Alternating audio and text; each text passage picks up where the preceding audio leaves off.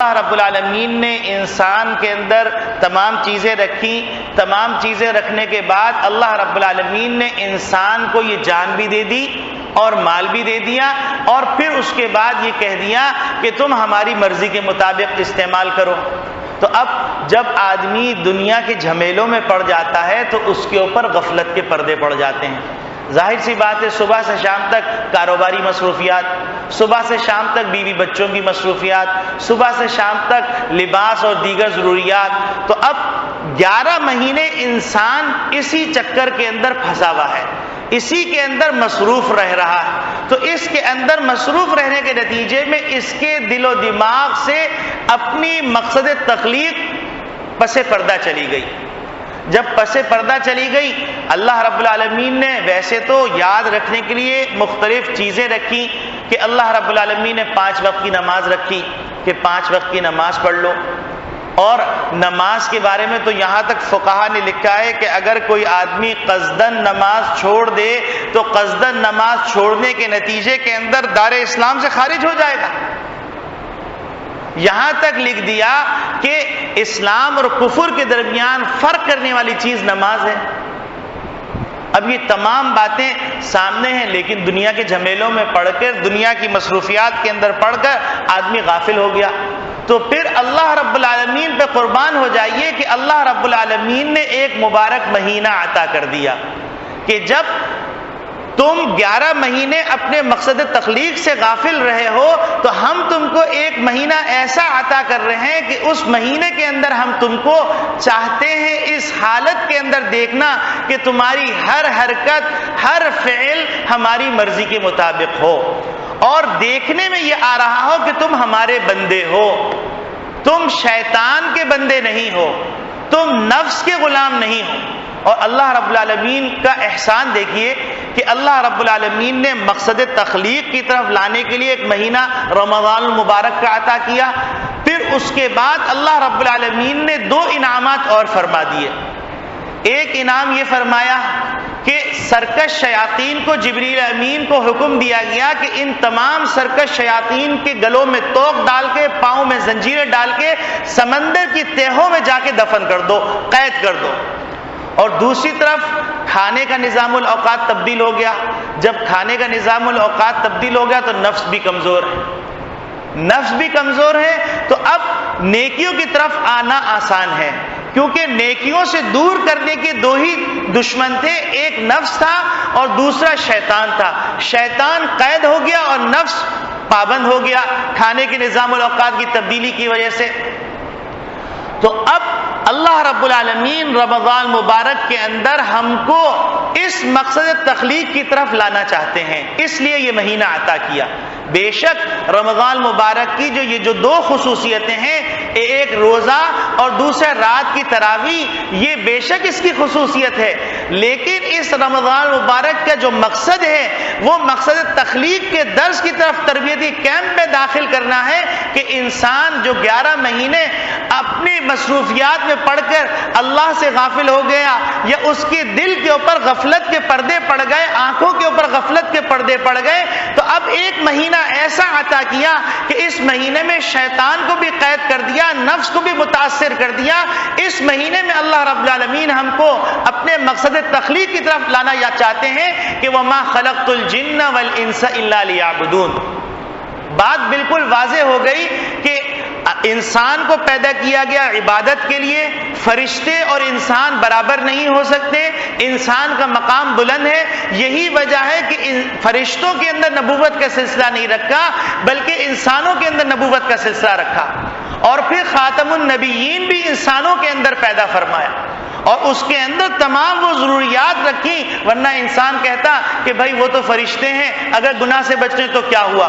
اللہ رب العالمین نے نمونہ بھی ایسا رکھا جو تمہاری طرح ہے، وہ اس کی 2 آنکھیں ہیں، 1 ناک ہے، 2 کان ہیں، اس کے اندر تمام خواہشات ہیں، اور وہ تم کو ایک ابدی کامیابی کا پیغام دے رہا ہے جو تم قال اللہ کی صورت میں پڑھتے ہو، قال الرسول کی صورت میں پڑھتے ہو۔ اس ابدی پیغام کو پڑھو اور پڑھنے کے بعد اس کو اپنی زندگی کا حصہ بناؤ۔ تو اللہ رب العالمین کے اس مقصد تخلیق کی طرف لانے کے لیے اللہ رب العالمین نے ہم کو اور آپ کو یہ مبارک مہینہ عطا کیا۔ تو یہ بات جب سمجھ میں آ گئی کہ رمضان مبارک کا مبارک مہینہ ہم کو کس لیے عطا کیا گیا، اس کا مقصد کیا ہے،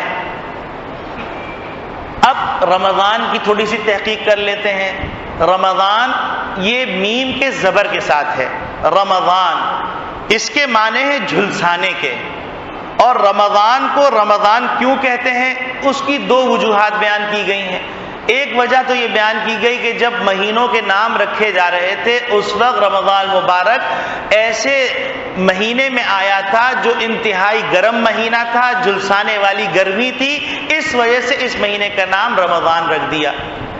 لیکن صحیح تحقیق یہ ہے کہ رمضان کو رمضان اس لیے کہتے ہیں کہ اس مبارک مہینے میں اللہ رب العالمین گناہوں کو جھلسا دیتے ہیں، کہ انسان کو قدم قدم پر ایسے ایسے انعامات رکھے، ایسی ایسی فضیلتیں رکھی کہ تم نفل ادا کرو تمہیں فرض کا ثواب، تم فرض ادا کرو تمہیں 70 فرائض کا ثواب، حتیٰ کہ تم سو رہے ہو تو تمہارے سونے پر عبادت لکھی جا رہی، خاموش ہے روزے دار تو خاموشی پہ عبادت لکھی جا رہی، قدم قدم پر نیکیاں، حتیٰ کہ اللہ رب العالمین کہہ رہے ہیں کہ تمہاری دعا ضرور قبول کی جائے گی اور 10,000 افراد کو جہنم سے خلاصی دی جائے گی۔ مسلمان کسی مسلمان بھائی کا روزہ افطار کروا دے اس پہ جنت کی بشارت اور جہنم سے خلاصی، ایک گھونٹ پانی پلا دے اس پہ ثواب، ایک لسی کا گلاس پلا دے اس پہ ثواب، ایک کھجور کھلا دے اس پہ ثواب۔ تو یہ مبارک مہینہ جس کو رمضان کہتے ہیں اس لیے رکھا گیا کہ قدم قدم پر گناہوں کو جھلسانے کا انتظام کیا گیا ہے۔ تو یہ رمضان مبارک ہے، اور رمضان مبارک کا فلسفہ وہ کیا ہے، لعلکم تتقون، تاکہ تم اپنے مقصد تخلیق کو جو فراموش کر چکے ہو اس مقصد تخلیق پر آ جاؤ اور تمہارے اندر تقوی کی صفت پیدا ہو جائے۔ تو گویا کہ رمضان مبارک تقوی کے لیے پہلی سیڑھی کا درجہ رکھتا ہے۔ اور اب اگر ہم نے رمضان مبارک کا یہ مبارک مہینہ اس مقصد کو سامنے رکھ کر گزارا تو انشاءاللہ ثم انشاءاللہ لعلکم تتقون کی صفت ہمارے اندر پیدا ہو جائے گی، اور ہم اگلے 11 مہینوں کے لیے ایک برگزیدہ بندے کی صورت میں تیار ہو کے سامنے آ جائیں گے۔ اللہ رب العالمین نے یہ تربیتی کیمپ لگایا ہے۔ اس تربیتی کیمپ کے اندر کون آ سکتا ہے؟ اس تربیتی کیمپ کے اندر وہ آ سکتا ہے جو مسلمان ہو۔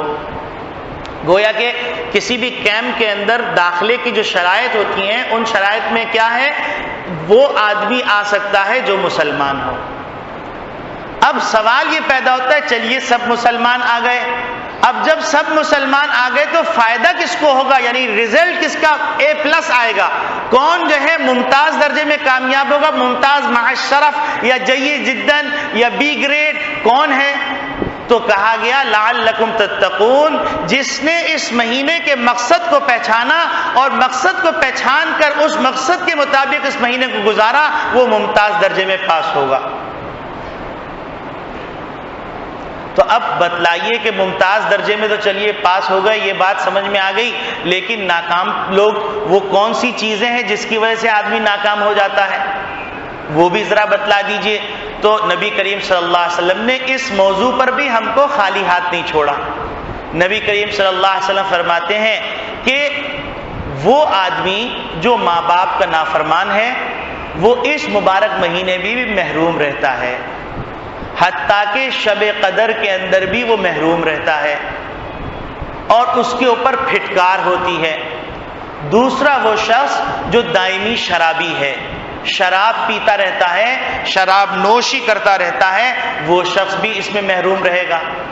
تیسرا وہ شخص جو کینہ رکھتا ہے، کینہ رکھنے والا شخص بھی اس دن میں محروم رہے گا۔ چوتھا وہ شخص جو دو بھائیوں کے اندر آپس میں قطع تعلق کیا بیٹھا ہے تو وہ بھی اس مہینے کے اندر محروم رہے گا۔ پانچواں وہ شخص جو سود خور ہے۔ یہی وجہ ہے کہ نبی کریم صلی اللہ علیہ وسلم نے ایک موقع پر ارشاد فرمایا رب صائم لیس له من صیامہ الا الجوع، بہت سے روزے دار ایسے ہیں جو روزہ تو رکھتے ہیں لیکن ان کے روزے کے ثمرات میں سے ان کو بجز بھوکا رہنے کے کچھ حاصل نہیں ہوتا۔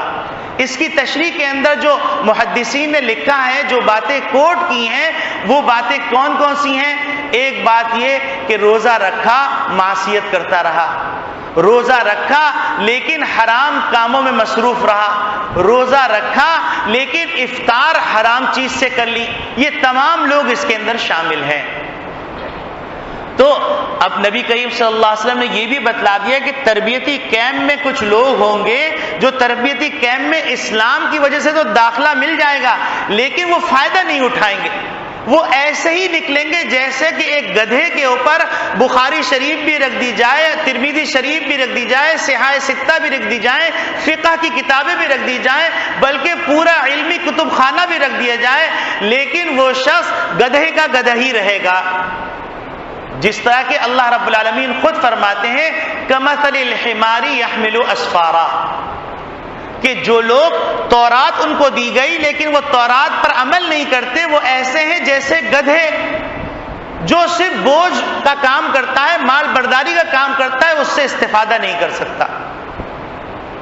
تو اسی طریقے سے اس تربیتی کیمپ کے اندر جو آئے گا اسلام کی بنیاد پر، لیکن فائدہ اس وقت اٹھائے گا کہ تربیتی کیمپ کے جو مقصد ہے اس مقصد کو اپنے سامنے رکھے اور اس کے مطابق اپنا نظام الاوقات بنائے۔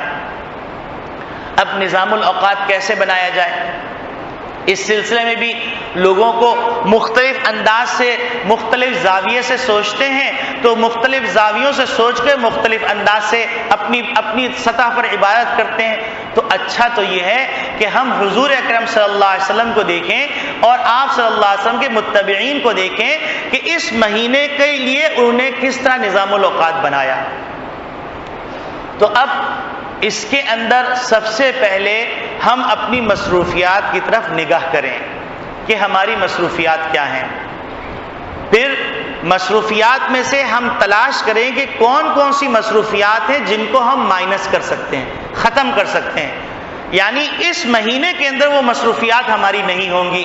مثلا بعض لوگ ہوتے ہیں ان کو خوش گپیوں کا شوق ہوتا ہے، اب رات میں وہ 12 بجے 1 بجے 2 بجے 3 بجے تک جاگتے رہتے ہیں، خوش گپیوں میں مصروف رہتے ہیں، اور 3 بجے کھا پی کر سو جاتے ہیں، پھر 12 بجے اٹھتے ہیں۔ تو یہاں پر روزہ رکھ کر نماز چھوڑنا دانشمندی نہیں ہے۔ تو اب نظام الاوقات کے اندر اس طرح کے فضول کاموں کو نکال لیں۔ بعض لوگ ہوتے ہیں ان کو پتے کھیلنے کا شوق ہوتا ہے، بعض لوگ ہوتے ہیں وہ کیرم کھیلتے ہیں، بعض لوگ ہوتے ہیں ان کو کرکٹ کھیلنے کا شوق ہوتا ہے۔ گلی گلی کوچے کوچے اللہ کی طرف سے تو دروازہ چوپٹ کھول دیا گیا، مالک جہنم کے داروغہ سے کہہ دیا کہ جہنم کے دروازے بند کر دو، اور رضوان سے کہہ دیا گیا جو جنت کے داروغہ ہیں ان سے کہہ دیا جنت کے دروازے کھول دو۔ 1 سال تک جنت کو آراستہ کیا گیا، اور شیطان نے کیا کیا؟ شیطان نے کہا کہ رمضان مبارک کے اندر پوری رات گلیوں کے اندر چوری کی لائٹیں لگا کر خوب کرکٹ کھیلو۔ اگر کہا جائے کہ بھیا 2 رکعت نفل پڑھ لو، ارے میاں کون پڑھے، اتنی مشقت کی بات ہے، لیکن 4 سے 6 گھنٹے اپنی نیند برباد کر کے کرکٹ کھیلنا آسان۔ رمضان شروع ہوا، گلیوں کے اندر کرکٹ شروع ہو گئے، اور باقاعدہ ٹورنامنٹ رکھے جا رہے ہیں، اور ٹورنامنٹ رمضان کی مناسبت سے۔ اب آپ سوچئے رات بھر کھیلیں گے، دوڑیں گے، بھاگیں گے تو نیند کہاں سے پوری ہوگی؟ اور پھر اس کے بعد نیند پوری کرنے کے لیے دن چاہیے، اور نمازوں کی قربانی چاہیے، قرآن کی تلاوت کی قربانی چاہیے، یہ تمام چیزیں کرنی ہیں۔ تو یہ شیطان نے یہ مصروفیات رکھ دی۔ اسی طریقے سے بعض لوگوں کی مصروفیات کیا ہوتی ہیں؟ بعض لوگوں کی مصروفیات ہیں سٹہ، تو ٹیلی فون پہ سٹہ چل رہا ہے، انٹرنیٹ پہ سٹہ چل رہا ہے، تو اب یہ ساری مصروفیات ہیں ناجائز مصروفیات۔ بعض لوگوں کی مصروفیات ہیں انڈین مووی دیکھنے کی، بعض لوگوں کی مصروفیات ہیں پرانے ڈرامے کی سیڈیز جمع کرتے ہیں، اور جمع کرنے کے بعد رمضان مبارک کا مبارک مہینہ منتخب کرتے ہیں کہ اس میں فرصت زیادہ ہوتی ہے تو پرانے ڈرامے دیکھیں گے، بڑا مزہ آئے گا، دوستوں کی بھی دعوت دے دی گئی۔ یہ تمام شیطانی مصروفیات ہیں۔ تو اب ہم کو چاہیے کہ ہم اپنے نظام الاوقات پر نظر کریں، اور نظر کرنے کے بعد ہم یہ طے کریں کہ نظام الاوقات کے اندر سے کون کون سی چیزیں جو فضولیات میں سے ان کو نکال دیں۔ نکالنے کے بعد پھر ہم دیکھیں کہ ہماری مصروفیات کے اندر اور کون سی مصروفیات ہیں جن کو ہم کر سکتے ہیں، کٹ ڈاؤن کر سکتے ہیں، کٹ آف کر سکتے ہیں، وہ کون سی مصروفیات ہیں۔ پھر ان مصروفیات کو بھی نکال دیں۔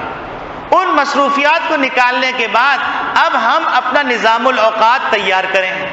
نظام الاوقات تیار کریں کہ مجھے سحری میں اٹھنا ہے، اور سحری بڑی برکت کی چیز ہے۔ سحری اس کھانے کو کہا جاتا ہے جو فجر سے کچھ پہلے کھایا جائے، اور سحری میں تاخیر افضل ہے۔ تو لہٰذا جو لوگ تراویح پڑھ کے کچھ برگر کھا کے سو جاتے ہیں، پیزا کھا کے سو جاتے ہیں، تو ان کو سحری کا ثواب نہیں ملے گا۔ بے شک روزہ ہو جائے گا، لیکن سحری کے اوپر جو اللہ کی طرف سے رحمتیں عطا کی جاتی ہیں وہ نہیں ملیں گی۔ تو لہذا ایک تو سب سے پہلے یہ طے کریں کہ ہم سحری ضرور کھائیں گے۔ سحری کھائیے، پھر کھانے کے بعد فجر کی نماز پڑھنے آئیے۔ یہ نہیں کہ سحری کھا کر آپ سو جائیں۔ عام طور پہ مساجد کے اندر اس بات کا اہتمام کیا جاتا ہے کہ سحری کے 20 منٹ بعد 15 منٹ بعد فجر کی نماز رکھ دی جاتی ہے، تاکہ سحری کھانے کے بعد نماز کے انتظار میں شیطان غلبہ نہ کر دے، نفس غلبہ نہ کر دے، اور نماز کے نیند کے غلبے سے سو جائے اور نماز چھوٹ جائے، یہ نہ ہو۔ تو یہ بات ہم کر لیں، نماز کے لیے آئیں، اور آنے کے بعد ہم قرآن کریم ضرور کھول کے دیکھیں۔ یہ کم سے کم درجہ ہے کہ قرآن شریف کھول کے دیکھ لیں۔ کتنی بدقسمتی کی بات ہے کہ نبی کریم صلی اللہ علیہ وسلم نے یہ فرمایا کہ وہ دل، جس دل کے اندر قرآن نہ ہو، وہ اجڑے ہوئے مکان کی طرح ہے۔ تو کتنے مسلمان ہیں جن کے دل اجڑے ہوئے مکان کی طرح ہے، کیونکہ قرآن انہوں نے پڑھا ہی نہیں، بچپن میں نہیں پڑھا، بڑے ہو کر نہیں پڑھا، اب شرم آتی ہے کہ کیسے پڑھیں۔ تو بھائی مختلف کام کرتے ہوئے نہیں شرماتے، تو قرآن کریم کی کم سے کم 10 صورتیں تو تجوید کے ساتھ سیکھ لیں، تاکہ ہماری نماز تو قرآن کی تلاوت کے ساتھ ہو۔ 10 صورتوں کا اہتمام کر لیں، اور پھر اس کے بعد قرآن کریم کے لیے کسی سے بات کر لیں کہ بھائی میں قرآن کریم پڑھا ہوا نہیں ہوں، مجھے روزانہ 2 آیتیں پڑھا دیا کرو۔ تو قرآن کریم پڑھنا شروع کر دیں۔ جن کو قرآن کریم پڑھنا آتا ہے تو کم سے کم درجہ یہ ہے کہ قرآن کریم پورے رمضان میں 1 دفعہ ختم کر لیں، تو روزانہ 1 پارہ تلاوت کر لیں۔ اب اس کے لیے آسان نظام الاوقات کیا ہے؟ کچھ آپ نے رکوع پڑھ لیے فجر کے اندر، کچھ رکوع آپ ظہر میں پڑھ لیجئے، کچھ رکوع آپ عصر میں پڑھ لیجئے، کچھ رکوع آپ مغرب کے بعد پڑھ لیجئے، اور کچھ رکوع رات میں سونے سے پہلے پڑھ لیجئے۔ اس طرح آپ کا پارہ مکمل ہو جائے گا، اور ہر آدمی اپنے بارے میں صحیح فیصلہ کر سکتا ہے کہ وہ کس وقت قرآن کریم کی تلاوت زیادہ اچھی طرح توجہ سے کر سکتا ہے۔ قرآن کریم کی تلاوت کا اہتمام کیجئے، پھر 5 وقت کی نماز کا اہتمام کیجئے، اور سب سے زیادہ خاص بات یہ ہے کہ اس مبارک مہینے کے اندر یہ طے کر لیجئے کہ ہم گناہ نہیں کریں گے۔ اب گناہ، بہت سے گناہ تو وہ ہیں جن کو انسان گناہ سمجھتا ہے، اور بہت سے گناہ وہ ہیں جس کو انسان ثواب سمجھتا ہے۔ جیسے بدعات ہیں، بدعات کو انسان ثواب سمجھ کے کرتا ہے، اور اس کے نتیجے کے اندر اس کو گناہ کا درجات ملتے رہتے ہیں۔ اور خطرہ تو اس بات کا ہے، جس طرح ایک فرض ادا کرنے پر 70 فرائض کا ثواب دیا جاتا ہے، تو کیا بعید ہے ایک گناہ پر 70 گناہ کا ثواب دیا جائے، عذاب دیا جائے، اس گناہ کو لکھا جائے۔ تو ہم یہ تہیہ کر لیں کہ اس مہینے میں ہم گناہ نہیں کریں گے۔ اور گناہ نہ کرنے کا پہلا درجہ کیا ہے؟ پہلا درجہ یہ ہے کہ ہم حرام مال سے افطار نہیں کریں گے، سحری نہیں کریں گے۔ اب اس کے اندر 3 قسم کے لوگ ہوتے ہیں۔ ایک آدمی تو وہ ہے جس کے پاس سارا مال حرام کا ہے، اب وہ کیا کرے؟ تو اس کے لیے علماء اکرام نے لکھا ہے کہ اس کو چاہیے کہ وہ اس مہینے کے لیے کسی حلال آمدنی والے شخص سے قرضہ لے لے، اور قرضہ لے کے اس سے اپنے راشن کا انتظام کرے، سحری کھائے اسی سے اور افطار کرے اسی سے، اور درمیان کے اندر کوئی چیز کھا رہا ہے تو وہ چیز بھی حلال پیسوں سے کھائے۔ دوسرا شخص کون ہے؟ دوسرا شخص وہ ہے جس کے پاس کچھ حرام ہے کچھ حلال ہے، اور ہر آدمی جانتا ہے کہ میرے پاس حرام کون سا ہے حلال کون سا ہے، تو وہ حرام کو الگ کر لے اور نیت کر لے کہ میں انشاءاللہ اس حرام سے اپنی جان چھڑا لوں گا، اور حلال کو متعین کر کے اس حلال سے راشن منگوائے اور حلال سے سحری اور افطاری کرے۔ تیسرا شخص وہ ہے جس کے پاس تو ذریعہ حلال کا ہے لیکن بعض بنیادی فقہی غلطیوں کے نتیجے کے اندر اس کے پاس وہ مال حرام کے درجے میں آ جاتا ہے، مکروہ مال ہوتا ہے، تو وہ اپنے علماء سے رجوع کر کے وہ معلوم کرے کہ میرے کاروبار کی کون سی صورتیں حلال ہیں کون سی صورتیں حرام ہیں، میں حرام صورتوں سے اپنے آپ کو بچا لوں، حرام صورتوں سے بچ کر حلال صورتوں سے کمائی کروں، اور حلال صورتوں سے کمائی کر کے اس سے میں اپنا روزہ افطار کروں اور سحری کھاؤں۔ تو یہ پہلا گناہ ہے جس کو چھوڑنے کی ضرورت ہے اس مبارک مہینے میں، ورنہ کیا ہوگا؟ رب صائم لیس لہ من صیامہ الا الجوع، بہت سے روزے دار ایسے ہیں جن کو روزے کے ثمرات میں بجز بھوکا رہنے کے کچھ نہیں حاصل ہوتا، تو اس میں ایک حرام والا بھی ہے۔ دوسرا گناہ کون سا ہے؟ دوسرا گناہ ہے قطع تعلق کرنے کا، شراب پینے کا، سود خوری کرنے کا، اور غصب کرنے کا، اور بندوں کے حق پر ڈاکہ مارنے کا۔ تو یہ تمام حقوق کے حوالے سے، کیونکہ شب قدر میں جب اللہ رب العالمین قدم قدم پر معافی کے اعلان کر رہے ہیں، وہاں پر بھی ایسے شخص کی بخشش نہیں ہوگی۔ تو لہٰذا ہم تلاش کریں کہ ہماری زندگی میں کون سی چیزیں ایسی داخل ہیں جو اللہ کی نافرمانی کے ساتھ داخل ہوئی، ان چیزوں کو اپنی زندگی سے نکالیں، اور اگر ابھی نکالنا مشکل ہے تو ہم کم سے کم یہ تو کر سکتے ہیں کہ ہم اس سے کہہ دیں کہ بھیا آپ کا فلاں حق میرے ذمے ہے، میں نے یہ نیت کی ہے کہ میں یہ آپ کا حق ادا کرتا ہوں، میرے اندر ابھی طاقت نہیں ہے، میں تھوڑا تھوڑا کر کے آپ کو یہ حق ادا کر دوں گا اور آپ کا حق آپ کو پہنچا دوں گا۔ تو پھر اس کے بعد اللہ رب العالمین کی ذات سے امید ہے کہ اللہ مدد بھی فرمائیں گے اور یہ رمضان مبارک کے ثمرات بھی مل جائیں گے۔ عام طور پر لوگوں کو دیکھا گیا کہ وہ لوگ نوافل کا تو اہتمام کرتے ہیں اور روزے کا بھی اہتمام کرتے ہیں، تمام نیکیاں کرتے ہیں، لیکن گناہوں سے نہیں بچتے۔ تو یہ بالکل ایسا ہے جیسا کہ ایک آدمی کا نظام ہاضمہ خراب ہو اور وہ طاقت کے ٹونک پی رہا ہو، تو طاقت کے ٹونک سے اس کا مزید اس حال کا مرض بڑھ جائے گا، اس کو طاقت میسر نہیں آئے گی، کیونکہ معدہ ہی اگر صحیح کام نہیں کرے گا تو پھر وہ طاقت کہاں سے؟ اگر معدہ صحیح کام کر رہا ہے تو اچار چٹنی اور اچار روٹی سے بھی طاقت آ جائے گی۔ تو اسی طریقے سے اگر نفس کے ساتھ گناہ کا چاٹ لگا ہوا ہے تو نفس اگر کتنی بھی طاقت کی چیزیں نوافل کی صورت میں صدقات کی صورت میں کرتا رہے گا، لیکن گناہوں کا چاٹ اگر اس کے ساتھ لگا ہوا ہے تو اس کی صحت خراب رہے گی۔ یہ بالکل ایسا ہے جیسا کہ ایک آدمی 1.5 ٹن کا اے سی لگا لے اور دروازے کھڑکیاں روشن دان سب کھول دے، اور سب چیزیں کھولنے کے بعد کہے کہ اے سی کام نہیں کر رہا۔ تو اے سی کام کب کرے گا؟ جب اس کے ضابطے کے مطابق اس کو استعمال کیا جائے گا، اور ضابطہ کیا ہے کہ آپ تمام چور دروازے بند کر دیں۔ جب چور دروازے بند کر دیں گے تو 1 ٹن کا اے سی بھی کمرے کو ٹھنڈا کر دے گا۔ تو اسی طریقے سے ہماری روح ہماری جان اس وقت گناہوں سے مقدر ہو گئی، پلیت ہو گئی۔ اب اس سلسلے میں ہم کو اپنا نظام الاوقات بنا کر گناہوں سے توبہ کر کر اس تربیتی کیمپ کے اندر آنا ہے۔ تو اس تربیتی کیمپ کے اندر جو ڈگری دی جانے والی ہے لعلکم تتقون کی، وہ ڈگری ہم کو مل جائے گی، اور وہ ڈگری جس کے بارے میں نبی کریم صلی اللہ علیہ وسلم نے فرمایا من صام رمضان ایمانا واحتسابا غفر له ما تقدم من ذنبه، کہ جس نے رمضان مبارک کا روزہ رکھا ایمان کے ساتھ ثواب کی نیت سے، دکھلاوے کے لیے نہیں، تو پھر کیا ہوگا؟ غفر له ما تقدم من ذنبه، اس کے تمام